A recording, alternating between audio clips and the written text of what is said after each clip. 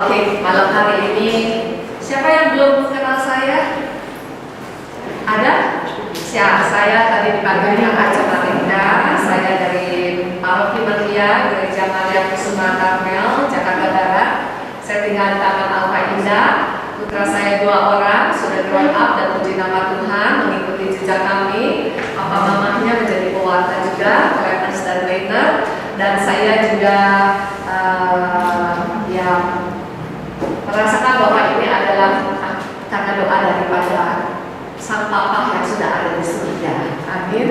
Iya, saya membawakan tema seperti biasa, dapat gilirannya di bulan Maria atau di bulan Rosario. Ya, saya bersyukur karena ya mungkin Tuhan kasih saya talenta mengenai tentang Bunda Tuhan yang kudus. Malam hari ini saya mau memberikan sebenarnya ini merupakan ajaran daripada gereja kita, Gereja Katolik, mengenai 4 dogma Santa Perawan Maria. Ada yang sudah pernah mendengar selain dari teman saya yang kemarin ikut di Karawaci tentang 4 dogma Maria? Ada yang sudah pernah mendengar?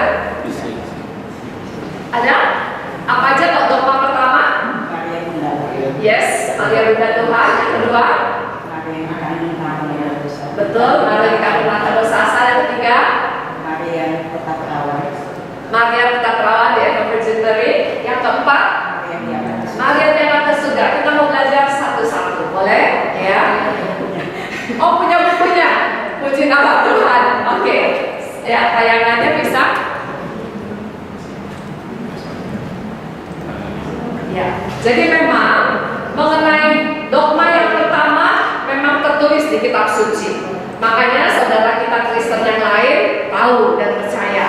Mengenai dogma yang kedua, ketiga, dan keempat itu tidak tercantum secara gamblang di dalam kitab suci, tetapi kita ajaran gereja Katolik percaya dengan segala tradisi, yaitu kesaksian para rasul dan juga ajaran tulisan daripada surat-surat Bapa suci kita yang terdahulu melalui konsili, yaitu rapat-rapat daripada mereka di beberapa tempat di Prancis, ya. Inilah 4 dogma Maria, ya. Jadi hal yang paling dasar. Kenapa ada garis merahnya, ya? Stabilo kan, cuman di situ tua, di sini. Tapi di saya punya materi, saya nggak bikin begitu.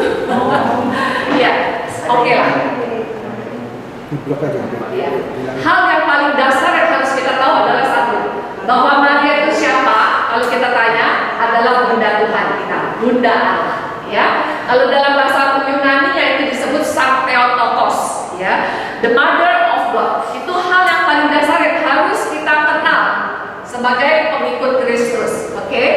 Nah, doktrin Maria sebagai Bunda Allah atau Sang Theotokos, tadi Brother Yosef sudah menyebutkan Sang Theotokos itu adalah Bunda Allah, artinya Bunda Tuhan.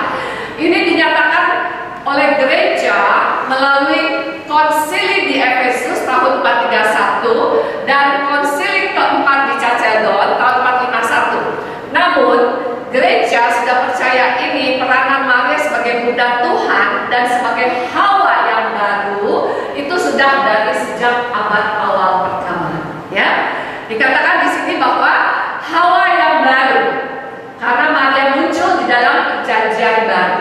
Kalau Hawa yang lama adalah yaitu si Hawa, manusia pertama, istrinya si pasangannya Adam di perjanjian lama. Maria sebagai Hawa yang baru dan Yesus sebagai Adam yang baru. Ya, yang penyelamat. Adam pertama jatuh dalam dosa, tapi Yesus di dalam perjanjian baru sebagai Adam di dalam perjanjian baru yang menyelamatkan kita manusia. Nah, Allah sendiri menyatakannya, ya, ini Allah sendiri yang menyatakannya, bukan manusia, bahwa Maria dipilih menjadi Bunda Juru Selamat kita, yaitu putranya Yesus Kristus. Allah yang pilih, bukan manusia, ya. Makanya Maria mengandung bukan dari hasil benih Yusuf, tapi dari Roh Kudus, yaitu Roh Allah yang dihembuskan di situ, ya. Ini tercantum di dalam Injil Lukas 1 ayat 35. Dikatakan, jawab malaikat itu kepadanya, Roh Kudus akan turun atasmu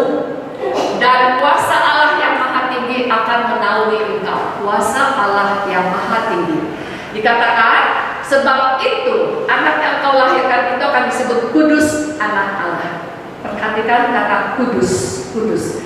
Kalau dia kudus, nggak mungkin masuk di kandungan orang yang sudah ada nodanya. Jadi perawan Maria adalah kudus kandungannya, ya. Oke. Di dalam Matius 1:22 dan 23 dikatakan, hal itu terjadi supaya genaplah yang difirmankan Tuhan oleh para nabi. Ya, di dalam kitab Nabi Yesaya sudah ada nubuatannya. Oke. Sesungguhnya anak darah itu akan mengandung, melahirkan seorang anak laki-laki, dan mereka menamakan dia Immanuel. Kita sudah harus tahu Immanuel artinya Allah menyertai kita, Allah beserta kita, ya. Jadi di Injil Lukas, di Injil Matius sudah jelas tertera hal itu. Di dalam Yohanes 1:14 dikatakan, boleh Anda baca 1, 2, 3.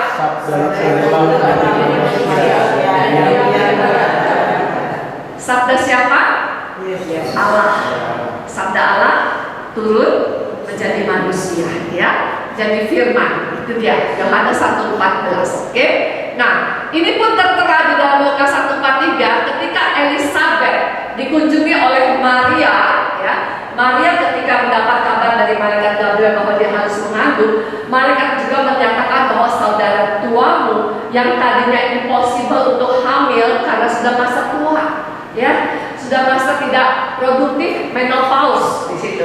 Kalau menurut dokter dan menurut pikiran manusia impossible untuk hamil, tapi bagi Tuhan tidak ada yang mustahil, ya. Ketika Maria diberitahu bahwa Elizabeth saudara seputuamu sedang hamil, Maria langsung bergegas dalam hamil muda mengunjungi Elizabeth dan Zakaria di En-Karim, ya, di sana. Nah, ketika berjumpa, Elizabeth pun berkata, siapakah aku ini sampai ibu Tuhanku datang mengunjungi aku? Pernyataan dari Elizabeth berkata, ibu Tuhanku, ya, jadi bunda Allah. Itulah pernyataan dari Lukas 1:43 bahwa memang yang datang adalah bunda Tuhan di situ. Oke.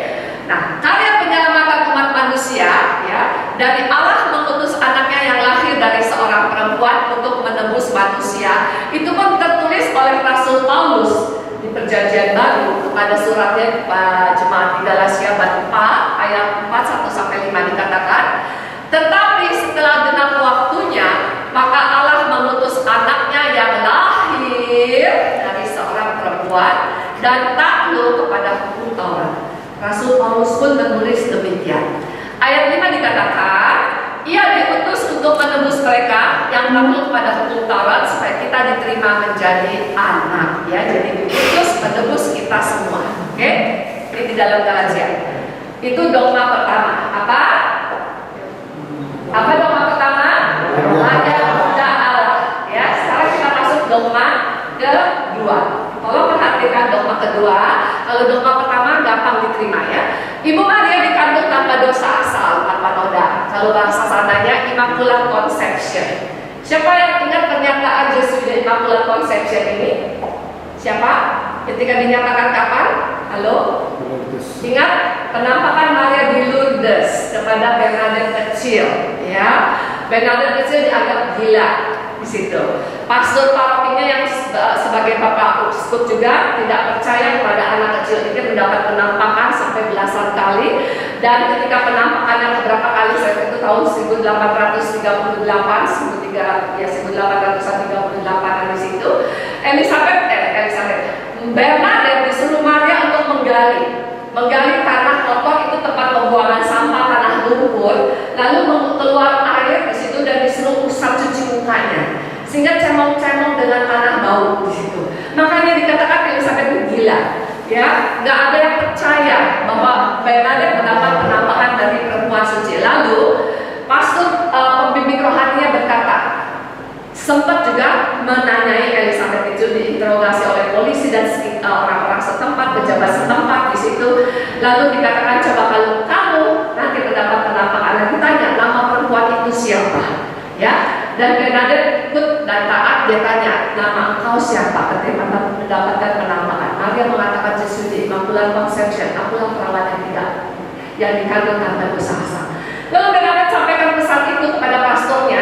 Pastor pastornya langsung kaget dan dia bertobat. Dia masuk kamar, dia berdoa, dia minta ampun. Karena perkataan ini sebelum penamaan di Lourdes sudah ada di konsili sebelumnya. Jadi pastor itu sudah mendengar tentang pernyataan The Immaculate Conception adalah siapa? Sang Theotokos Bunda Allah.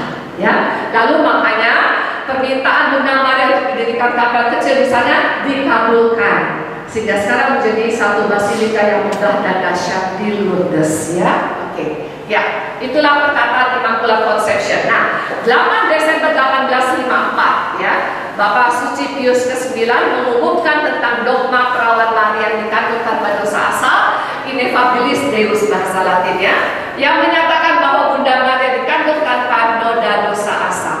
Lalu, dogma perawan Maria dikandung tanpa noda ini dirintis juga oleh Bapak Suci Sixtus keempat di abad ke-15. Namun sesungguhnya pengajaran tersebut sudah merupakan hal yang diyakini oleh gereja sejak abad awal. Ini bisa Anda searching di katolisitas.com ya. Oke. Nah, tahun 235 Santo Hippolytus mengatakan dalam suratnya, ia adalah tabut yang dibentuk dari kayu yang tidak dapat rusak. Sebab dengan ini ditandai bahwa tabernakelnya dibebaskan dari kebusukan dan kerusakan. Jadi dikatakan ya, Maria adalah tabut yang tidak dapat rusak, dibebaskan dari kebusukan dan kerusakan. Maria adalah tabut perjanjian baru. Ya, nah kita ingat ada di dalam perjanjian lama tabut perjanjian lama. Ingat dalam kisah apa tabut perjanjian lama, the Ark of Covenant atau the Golden Vessel? Halo, kisah apa? Nah, perjanjian lama. Kita Keluaran benar ya, ketika Musa membawa bangsa Israel bebas dari perbudakan Mesir menuju tanah terjanji dan dibawalah tabut perjanjian, the Ark of Covenant ya di situ. Nah, kita lihat, dan bila Allah memperlakukan tabut perjanjian yang lama itu begitu sucinya, demikian pula terhadap Maria sebagai tabut perjanjian baru. Ya, ini maknanya dalam. Oke. Nah, di dalam tabut perjanjian lama, di Ark of Covenant atau the Golden Vessel, kita lihat ya di dalamnya ini bentuknya, ya ini bentuknya yang digotong-gotong oleh para imam. Ya, nggak boleh sembarangan orang yang menggotong tabut ini, nggak boleh sembarang orang yang menyentuh atau memegang walaupun tidak sengaja. Begitulah perlakuan Allah terhadap tabut ini menjadi sungguh-sungguh kudus dan suci. Ya. Tempat untuk memuat perjanjian Allah dengan umat Israel. Oke, kita lihat.